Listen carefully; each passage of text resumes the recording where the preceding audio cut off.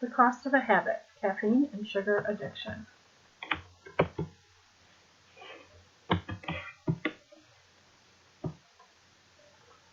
The goal of this paper, to kick my caffeine and sugar addiction to Dunkin' Donuts iced coffee with cream, caramel, and mocha. The results? We shall find out at the end. My pattern was purchasing a large iced coffee either to or from work, or sometimes both to and from work.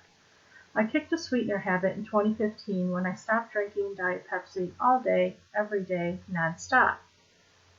Normally, I drink water or unsweetened tea on a daily basis. How did this start again? When I worked my first midnight shift at my current job, and it was going to end as a 16-hour shift. A coworker suggested getting coffees and picked me up one with cream and a little sugar to cut the bitterness. And when I went through the drive-thru one day, somebody suggested trying it with cream, caramel, and mocha because I like turtles. And that's when I was hooked. And that was the start of a habit. September 1st, 2017.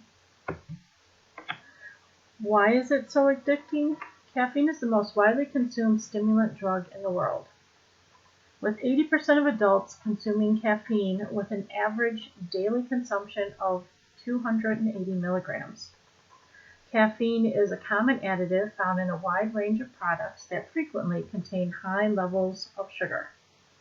There are coffee shops on almost every corner and in a lot of stores. People gather wherever it is sold, coffee shops to catch up with friends, study for school, going through the drive-thru, to or from someplace. And is it any wonder that coffee is one of the most widely socially acceptable drinks besides alcohol? Coffee comes in all kinds of roasts, flavors, and flavors to add in. The concentration of caffeine depends on the bean and how it is prepared. The average 5-ounce cup of coffee contains 120 milligrams of caffeine. 100 milligrams of caffeine per day is all it takes. It is completely absorbed in the blood and peaks within 30 to 60 minutes for physical dependence and withdrawal symptoms. So this is my driving route. And the normal route I take is the purple route. The other route I can take is the blue route. And as you can see, their little red bubbles are the Dunkin' Donuts that I would pass every day to and from work, no matter which route I took. So is it hard to understand why it's so hard to kick a habit when something is right around the corner all the time? And I say it's a habit because on my days off, I would not normally make a special trip to go out and get a Dunkin' Donuts coffee.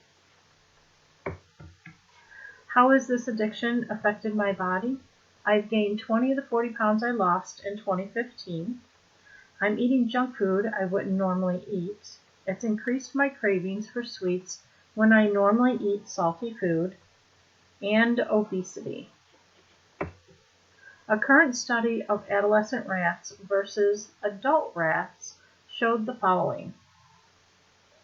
Adolescent rats drank more caffeinated sugar water to maintain the milligram dose of caffeine set early in the experiment. When consumed on a regular basis, the need to maintain the tolerance is developed. The desired effects are wakefulness, alertness.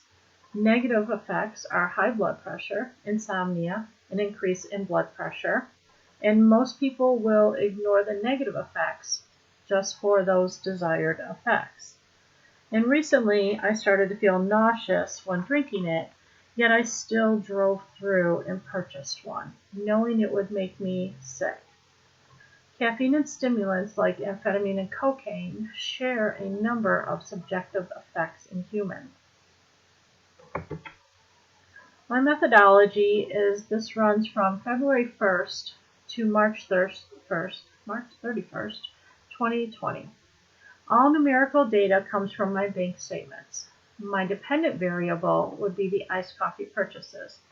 My independent variable would be the money I used. The data does not account for any cash or gift card purchases, and no IOA was used, although my family would notice how much I was drinking and say something about it being too much, especially since I would always have 2 or 3 large iced coffees in the refrigerator, so I never ran out.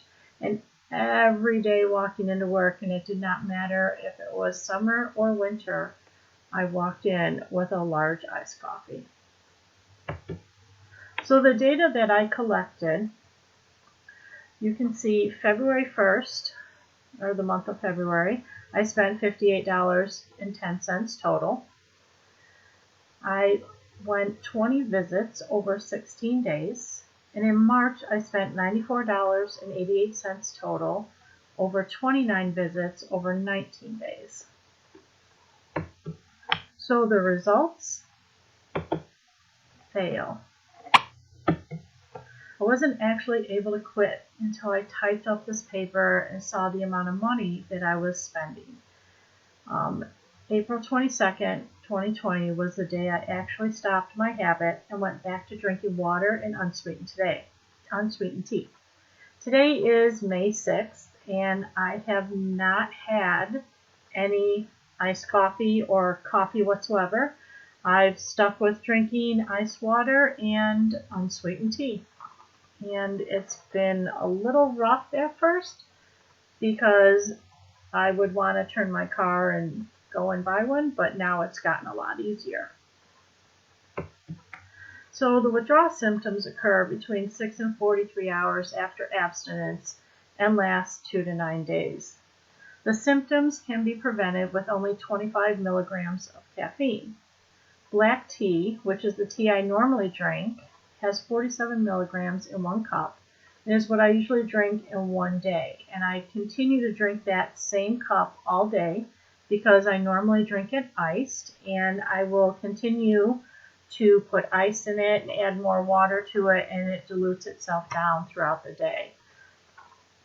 And 1 large iced coffee with nothing added is 396 milligrams and 32 ounces. So you figure I was drinking 2, sometimes 3 a day. So I was definitely a heavy consumer, drinking over 1,000 milligrams a day. A moderate consumer only drinks 130 to 600 milligrams a day. And if you would like to see your safe limit per day of caffeine, go to this website, caffeineinformer.com, put in your weight, and it'll tell you. According to my weight, my safe limit is 639 milligrams per day of caffeine, which still seems like a lot. Caffeine use meets neither the common sense nor the scientific definitions of an addictive substance. And I would beg to differ, as it has led to a 3-year habit and increased my consumption of sugar in amounts I normally wouldn't consume. Caffeine is the most popular drug in the world, with evidence for a caffeine dependence syndrome and clinically significant withdrawal effects. To show the full impact of this addiction or habit, I included the data on the following slides from when I first started drinking it in 2017. So, as you can see, in 2017, I spent $247 with 72 visits over 54 days. 2018, I spent $1,040 over 357 visits for 283 days.